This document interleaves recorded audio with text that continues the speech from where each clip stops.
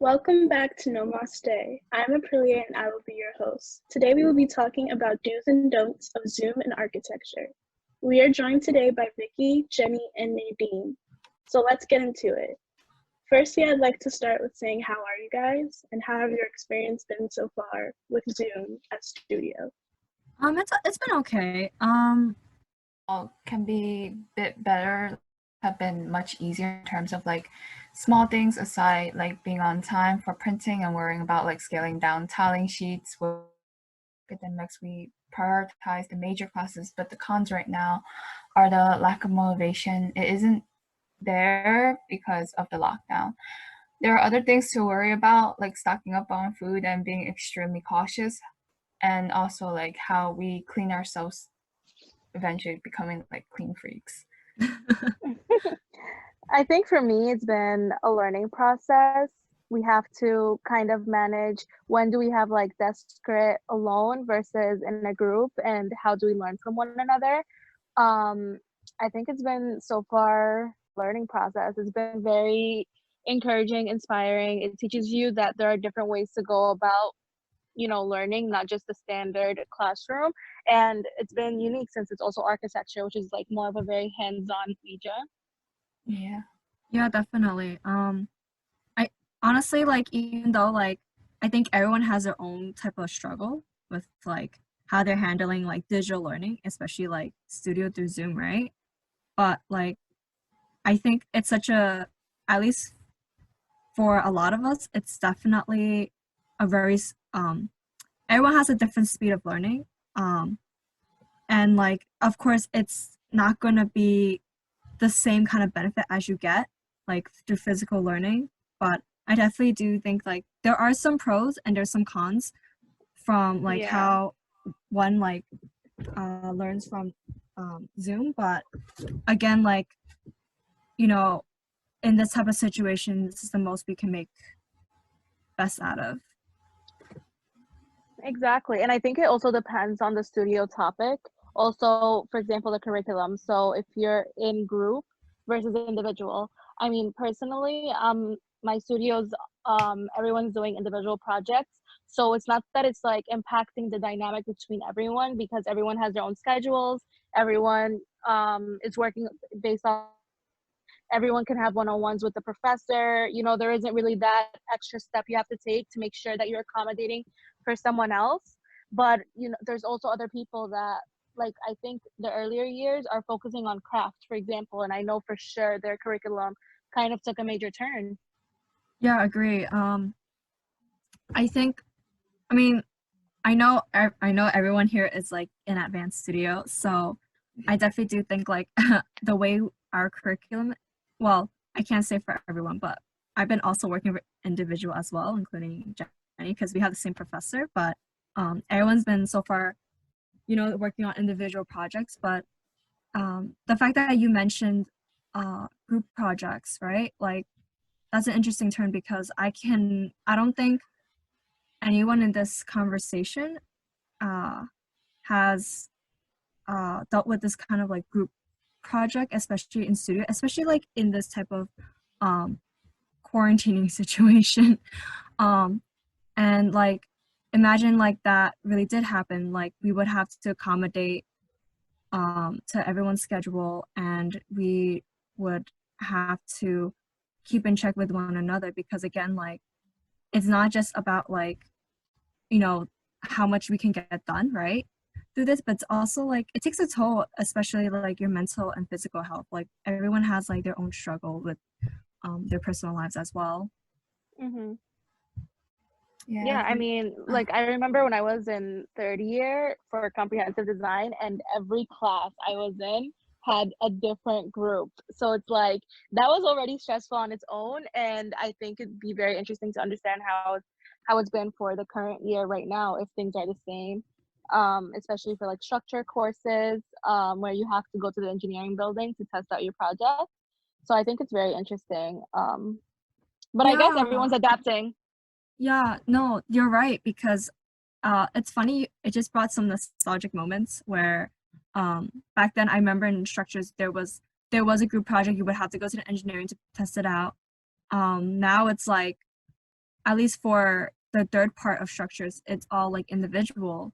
You can't physically craft, you know, your projects. It's all like, it all has to be done like through programming.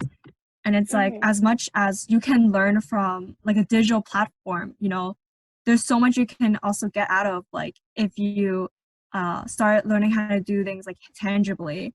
So I think like that's what also one of the cons from digital platforms. And also like because, you know, there's not much of a group project going on right now, but it would definitely be like a learning experience if there was a group projects at this Mhm. time. Speaking I of learning experiences, how have you guys been able to cope with crits on Zoom? It could be like midterm crit or midterms for other subjects such as structures and construction tech. Has that been different for you guys? For crit, I think with everyone, especially the professors, everyone's kind of like handling things their own way. But so far, I would say like how I've been handling a lot of like midterm crit and whatnot, especially since we're moving towards final crit, is just like trying to plan things efficiently. And I say what's really been kind of helping me a lot is writing down like what are some important key points for each of my classes, and then start like nailing them down into like each of my projects. But it's Um, also the process of like, oh, sorry, Jenny. no, continue. Sorry. Okay. Ahead. But I think it's also how do you present and what are you going to present. So usually when you're doing pinups, it's okay to just put everything on the wall because who doesn't want to show everything that they've done? I mean, as long as it does speak to your ideas. And then now it's kind of like you have 5 minutes to present and you want to be you want a medium of, you don't want to go too slow where you're stuck on one slide, but you also don't want to go too fast where the jurors have to now kind of try to be at your speed but they're really behind, and so that raises more questions and like wait, but what was your process? So it's like even though you had all your drawings, everything to explain what you were doing, it's also a matter of how you're going to present that material. And I think even if you do so much work, it's like you kind of have to admit and just say what's important, what's not important, kind of like what you said, Vicky. And it's a new way of learning how to present and how you're using your voice to explain your project and how you're using your presentation to explain your scheme. I feel like this goes into kind of like questionable of how to present, because like at times when we're physically there, we present like on a normal way of presenting, right? But then when it comes to like Zoom and then everything, I mean, in general, all counts down to time. It's like, okay, we can't really physically see the things there, and then we're just presenting. We're like, okay, now we're kind of out of time. But like for what I've been doing so far in most of the Zoom crits is in kind of correlation with Vicky, is taking down notes, right? And then I'd say like this is the biggest do for me is always take good notes, because besides reminding you of specific and important events, it also helps you with like language structure to be concise and clear with your motive and goals through words, because it also kind of clarifies your thoughts as you start to understand what your aim is, and then presenting wise it becomes easier because you won't be like jumbled up with filler words. Mm-hmm. Wow, Jenny, that's such a good tip for something to do during Zoom crit. So let's go into that topic. Sorry, I'm gonna say this again. What has been the best do's for you in the midterm crit or even in the Zoom sessions, and what has been the biggest don'ts that you guys have experienced? So I think for like one of the biggest do's is relating to what Jenny kind of suggested. What our professor made us do for our mid crit was that every person has a partner to write comments for. So if I'm presenting, I have a partner that's writing down all my notes, that's telling me, for example, your time, we kind of have this like very mellow signage to know when your time is up. So we tell you a minute before you're ending, so everything's running smoothly, running efficiently. I'm kind of like still thinking because like sometimes when it comes to um a partner kind of reminding you that you have 1 minute left, right? Like when you present in such ways, it can go over like let's say 5 minutes and you're only like halfway through your presentation when mostly like presentation time is like 8 minutes max. And then sometimes when like your partner says like, oh, you have 1 more minute left, and you're just like, oh wait, I still have like 7 minutes worth of like presentation stuff to present. So sometimes I feel like maybe a 3 minute a middle mark helps. Like, oh, you have like 5 more minutes out of like the 10 minutes you presented or something like that would work. But in terms of like taking notes as well when it comes to like crits, I realized that my hands can't write fast as what I hear. So usually I would just pull up my phone and kind of like record the crit session, and afterwards I would just rewrite the comments that has been spoken of. It's interesting that the both of you mentioned this because again, like everyone has their own way of like synthesizing like their own language. And like it's pretty similar to what both of you are saying, right? Like how Nadine, you mentioned like your classmates and friends would be giving comments, right? Like I've personally I've also been asking my friends about it too, especially my studio mates. Especially when you're trying to like synthesize and also cohesively create like a consistent concept and narrative, right? So like at least like what Jenny mentioned, right? You would like record and also try to like write like as fast as you can. And I think like from getting some of that, right?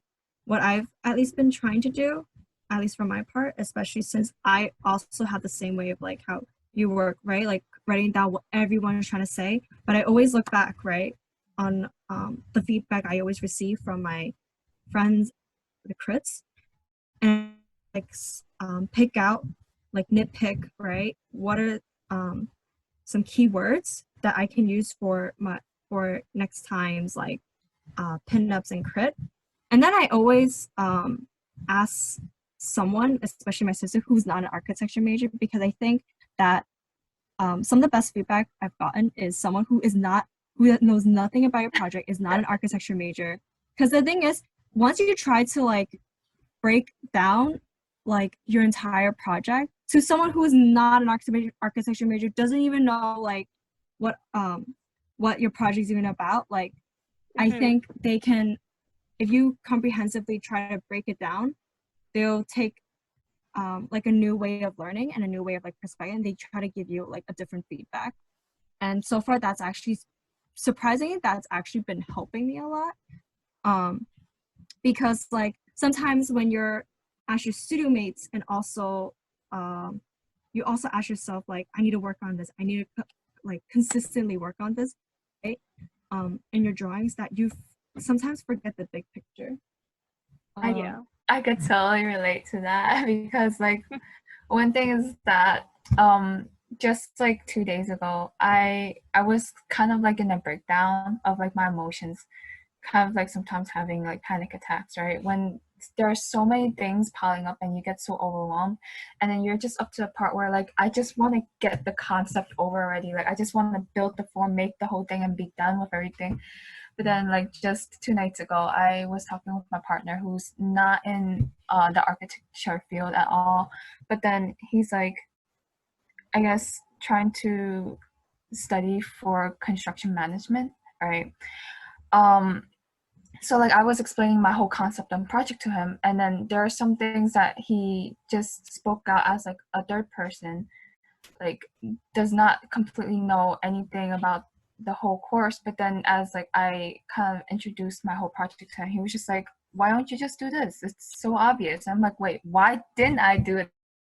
So it's like it really helps sometimes when you just ask like an outside person, because it's what you have to do like in the outside world as well. Like you just present your project to people that you barely even know, or like people who don't even know your project, and then they give feedbacks that you don't even have like in mind of.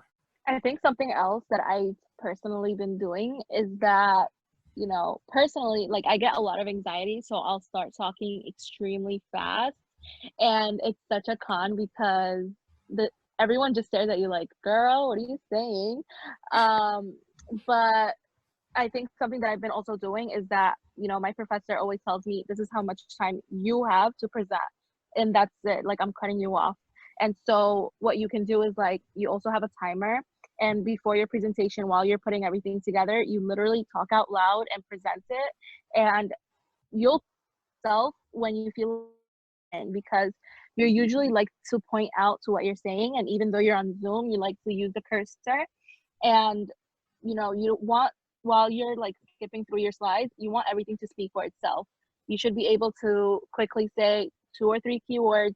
This is what this is. This is how I reached it, and then move on. Right. So it's like if you start to time yourself, you already know what you should be saying, what you shouldn't be saying, what you can omit, what you can add. You know. Mhm. Okay, so I guess now we're sort of like going into the don'ts, and kind of like to tie back with Nadine. I think this is just all to the concept of filler words, which usually pops out naturally when you become nervous, and it really degrades like the appearance, well, the confident wise. And after like a rap session with filler words in a situation like this, it's best to just not say anything when caught up in the daze. So like when you pause a bit, you're slowing down your mouth. It doesn't speak faster than the mind. The pause during the presentation makes you appear to be more calm and careful to the audience, and shows that you're in the process of thinking ways to present your project. So this shows how delicate and passionate you can be with your words to describe your project itself. Mm-hmm. Exactly. And then there's also obviously like besides your presentation, besides yourself in part of Zoom, there's also many things that you should be considerate of as you are in a class. And so like make sure you are on mute if you have a loud family. Oh Like yes. you know, your view, usually everyone has their Zoom on speaker mode, so that means whoever there's sound coming from, that's who they. It doesn't make it any better if your camera is not on, because your name is still appearing nice and big on the screen. And like you have to make sure that you are in an environment where it's quiet. And obviously like I completely understand, we're all in New York, like we're all in tenement type vibe housing and family homes, and so it's very tight, right? So it's like you have to make sure you place yourself in a setting that's semi quiet, and if it's not quiet, it's completely fine. Like just make sure you put yourself on mute. And I mean, what do you And guys have think? headphones. Yes. Headphones help so much. Oh. Mhm. You know, there's also ways of like, if you do have your camera on, you want to make sure you still look like you're part of it, right? You don't have another tab open writing someone an email. So you want to make sure that your attention span is there. You know, like your physical classroom has been taken away by the virus. Don't let the sense of humor and humanity be taken away as well. You know, you want to make sure you're attentive. You want to make sure that like you're smiling, you're not so angry. I remember like the first time and this was my mistake, which is also a don't. I remember the first time I went on Zoom with my studio professor, and it was just dark, and I was like, oh well, you know. So you have to also make sure that you're testing out your mic, you're testing out your video camera right before you're going on video chat, because these are little things that start representing you. They start showing, did you prepare for this, what didn't you prepare? And it's fine to make mistakes, but it's also like you want to make sure that you're on top of your thing, right? Yeah, no, definitely. Like I definitely understand. Like I've also, I'll admit, in the beginning, I had the exact same issue. I would literally really when we first started Zoom, right? I would actually super distracted, and like while like Zoom's going on, I will like quickly like type an email to my other professor and like schedule a meeting and whatnot. And like honestly, like that's actually really like distracting. So I definitely agree. I probably 120% agree with what you're saying.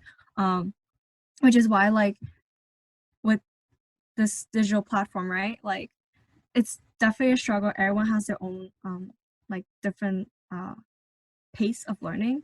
But what I've been trying to do at least is like sometimes what I try to do is like I close like Google Chrome, right? And I actually write on my planner like, do not go on Google Chrome. You have to sit down and stay in a Zoom call. And then like after like Zoom, right? You know how sometimes people lose their motivation and like surf on the internet, right? I've been doing this where I've been like closing my Wi-Fi so I could just only Rhino and Cat, so I will not have like outside interruptions. Which actually surprisingly, it sounds silly, like closing the Wi-Fi, but it actually has been helping me like pick up the production pace. So yeah. No, I completely agree because you're never really aware of these things until something happens. And I was part of like a Zoom group call, and I think either people forget that they're on video, or people forget just because they switch the tab that, I don't know, the screen goes black as if they're on FaceTime or something. And your expression shows what you're doing. And like, let me tell you, I mean, it's a struggle for people that wear glasses because everything on that screen is in the reflection.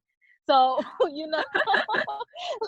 you have to make sure that you're very cautious of your surrounding. And everyone, I mean, maybe not your classmates because, all of our attention spans for some reason gets low, but the professors are very much aware of what you're doing. And it's actually very interesting because when I was learning more about Zoom, like apparently there's a function where the host can know if you've been off your Zoom, like the tab, for more than 30 minutes or something like that. So I was like, oh, they're getting a lot of notifications then. So, I mean, it's just something, it's like etiquette. You just have to be very aware of it. It's very different from a physical classroom. And, your job is just not to be even there physically anymore. Your job is to be very like you have to have an attention, you know. Definitely. And you know what? You just brought up this really funny of my friend. True story. I'm not gonna bring up names. So if you're listening, I'm sorry. They fell asleep through a Zoom call. Oh no. And I'm not gonna point out names, but really good tip. Make sure you get a dosage of coffee because you want more than 100% attention span to your computer screen, especially your camera, because it's not fun when they know when you're other sleeping. people are taking snaps. Yeah. Yeah, and like this generation, like nobody got each other's backs. You snoring up in here, everyone's gonna pull out their phones like, who is this? It's also your background. I think this kind of reminds me of like your background. For example, you want to make sure your background, sometimes you can't have like a solid wall. Like, for example, for me, the way my desk is positioned, like, if for example your bed is in the background, you don't want to have a messy bed like right there. You're just setting yourself up there, like, for your professor to just look at you like, what's going on? Everything's really about presentation. It's all about the little details, I feel. So you want to make sure that you're presentable, that your actions speak for itself, they really represent who you are. Zoom is not just, attend meeting, leave meeting. There's so many components that speak about you, right?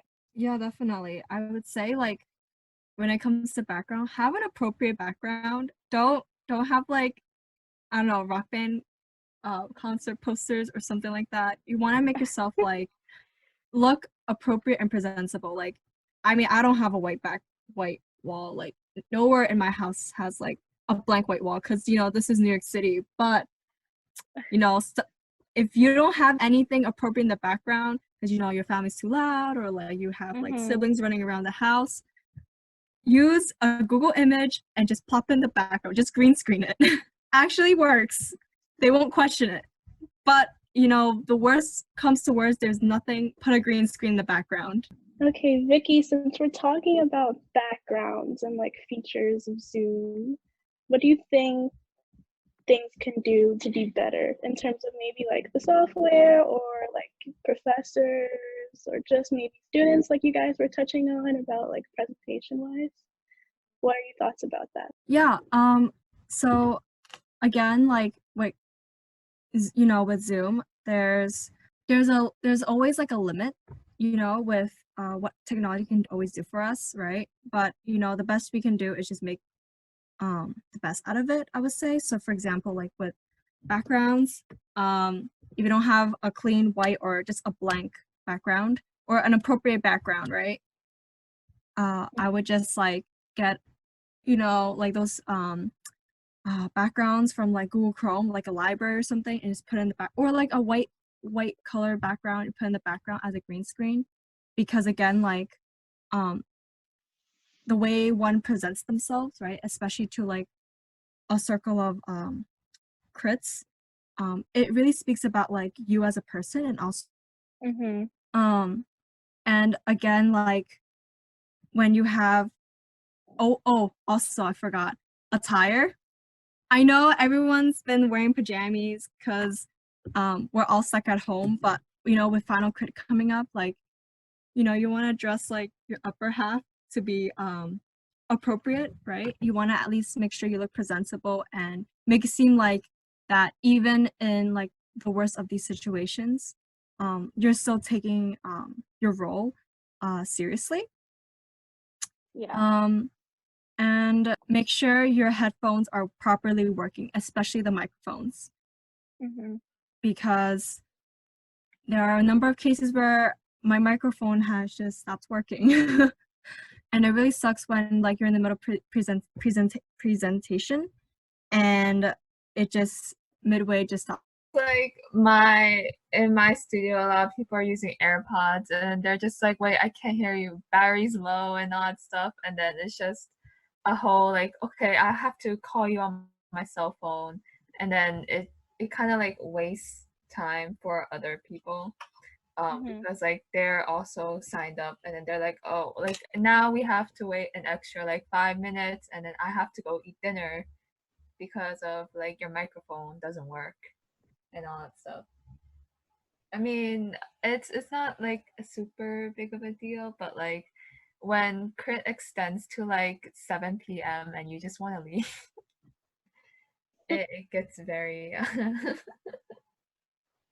Especially if you're already on the lack of sleep, you're just like, oh no. I think it's also since crit is coming up and that's like the best time of the year, you know.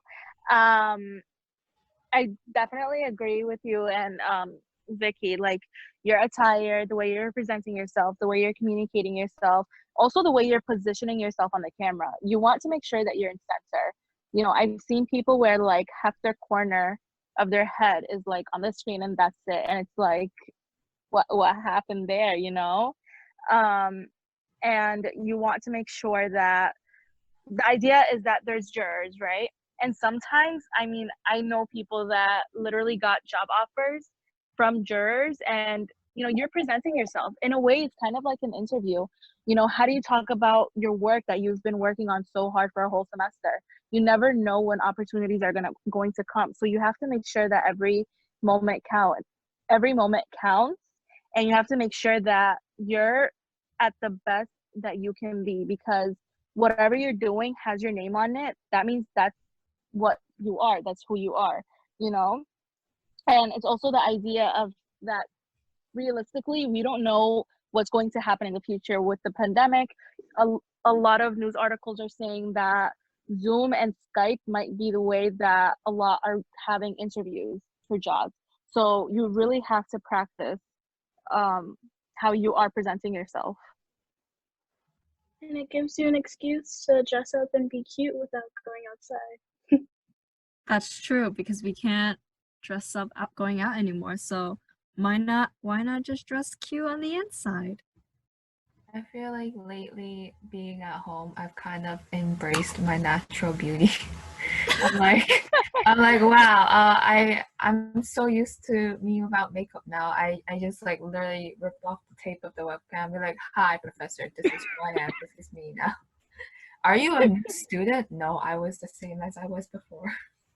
Are you guys excited for crit? Um, I am excited to finish up. Oh, you're excited for the finale. No, because to be honest, we have like a crit after crit after crit for Mondays. Oh yeah, we have like we have a crit, and then we have I think like a community presentation. Oh no, we have a crit coming Monday, this Monday, and then we have a final crit next. And then we have the community presentation. Oh my god, that's 3 crits right there. Oh, forget yeah, I can't wait. Can't wait for this to be over. Are you looking forward to crit? Yes. Oh, I can't wait. I mean, it's very sad just because it will be my last crit. But I am looking forward to it. It's you have to embrace your moments. Question: how do you guys feel about your projects right now? Well, that was quiet. I mean, I know we're all doing the best that we can. It's very hard when you can't really do a lot of study modeling, studies, physical models. Also just by like knowing what everyone else is doing in terms of like, I used to have a semester studio with a professor who for half of the semester did only pinups, and the idea is that we all learn from one another. And I think that's so important because people start to bounce ideas off of one another, and that makes your project stronger. So I just feel like despite how hard you are working, there's always room for improvement. I mean, even if you're in studio physically, there's still room for improvement. So just imagine now. I guess that's my opinion. Studio for me's been like your project and the professor. How do you keep motivated? That's, you ask that question and a million things just want to like come out. I'm like, oh, I want to talk about this. How do I make this like so condensed? I think again, like, I'm pretty sure everyone's like studio project and like also the curriculum for every like professor is different, right? But I would say like the biggest struggle for me, like at least with like right now, as of right now, is just getting as much as I can done while also trying to like make things so like absolutely like click, right? Make things concise. So like how I try to like what I'm trying to do right now is like create a schedule. Because again, it all goes back to like time management. And yeah, that's the most I can say from my part. I want to say more, but then we run into a third session. I guess I'll just say the last don't. Since I already been having it up here. Well, in particular, similar with Nadine, right? I would say like don't be intimidated by a professor because of their position. Like let's say you have one-on-one session with a professor like discussing your project and the professor disagrees or questions your project, right? I feel like one of the biggest mistakes is just agreeing with the professor without any input, because you may think like the professor is much older and has much more knowledge than you do. Well, construction technology and structure wise, I'd say yes, but most likely concept wise, no, because you represent your project and it's the parent idea. The professor may question, but don't fully take the comments as something you need to do, because at the end, if it continues, your project wouldn't be yours anymore. And you can take some elements of the comments and integrate them into your project as an upgrade for the next class discussion to show. But it also helps to like question the professor on their given feedback to show that you are interested and respect the comments. I think, well, not necessarily as like a Zoom topic, but I feel like this is the biggest questions I have as like a freshman year. Like how do I communicate in general, like with a professor? Because I literally just came out of like an art school with no architecture background, so this was one of just like the biggest um obvious struggles that I had in one of those times. Diagrams, sketches, Yeah. you know, you can also be using case studies. Like a lot of people go on Arc Daily, they look at case studies and they want to act like, you know, they came up with the idea on their own, but they really can't articulate it correctly, and so the professor's just confused. And it's completely fine to say, hey, this is something I studied and I'm very interested in using a similar technique. Sometimes just by showing something that it's already made can literally explain what you're trying to get at, and that's completely fine. Using your sketches, like using inspiration photos, you know, when you're having desk crits, it doesn't have to be something that's so pretty. And in fact, I feel like, at least personally, I don't think the professor wants you to have final crit quality things to show during a desk crit, and that's okay. So if you want to just show one image of, for example, how light moves through a building, and you're trying to achieve the same goals, it's completely fine to say, this is what I studied, this is what I'm trying to achieve. And that's when the professor can say, this is how I can help you achieve it. But if you're showing a lot of different ideas, or if you're trying to show things that just don't have, not to say logic, but they don't have a flow to it, that's when the professor, I feel like, would feel that they need to come in and just change things around, you know? Yeah. Yeah, that makes sense because like again, like that's I think like when we're in the beginning stages, right, of like trying to formulate an argument, we're always like constantly sketching an idea out, and we're always like looking on Pinterest or something to find some kind of case study that can relate closer to our project, right? Yeah. And I feel like at least with a lot of professors, sometimes again when you're trying to say something they don't understand it, but if you really present your sketches or a case study, right, like the meaning, the quote is such a cheesy quote, but a picture is worth 1,000 words. Yeah, I 100% agree with that. Sometimes a picture does explain like 1,000 words, right? Yeah. Mhm. Because a lot of But people are with visual that it can like try to like get somewhere and move forward. And you should always, I mean, I don't know how far I would say the studio topic should be. So, for example, actually, let's not get into examples. But if you just have to formulate a main idea, right?